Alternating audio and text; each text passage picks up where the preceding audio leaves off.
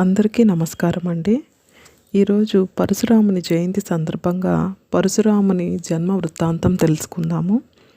శ్రీ మహావిష్ణువు యొక్క 6వ అవతారం పరశురాముడి అవతారం. పరశురాముడి జననాన్ని పరశురాముని జయంతిగా జరుపుకుంటారు. వైశాఖ మాసంలోని తృతీయ శుక్ల పక్ష నాడు జమదగ్ని మహర్షికి రేణుకామాతకి పరశురాముడు జన్మించాడు.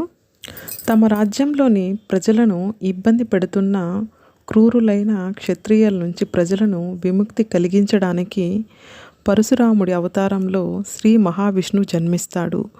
తద్వారా ధర్మాన్ని కర్మని నిర్లక్ష్యం చేస్తున్న కఠినమైన క్షత్రియుల నుంచి కాపాడడానికి పరశురాముడు అవతారం ఎత్తిన శ్రీ మహావిష్ణువుగా జన్మిస్తాడు.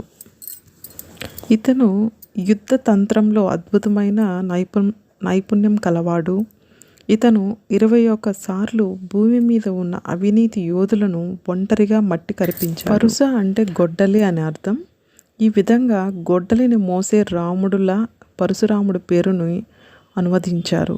అందుకే అతను పరశురాముడు అయ్యాడు. పరశురాముని అవతారము త్రేతాయుగం ఆరంభంలో జరిగింది.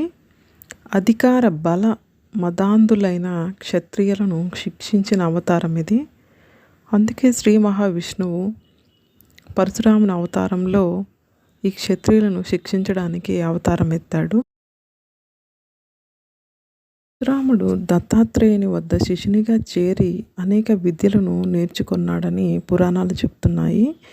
ఈ అంశాలు స్కాంద పురాణంలో వివరించ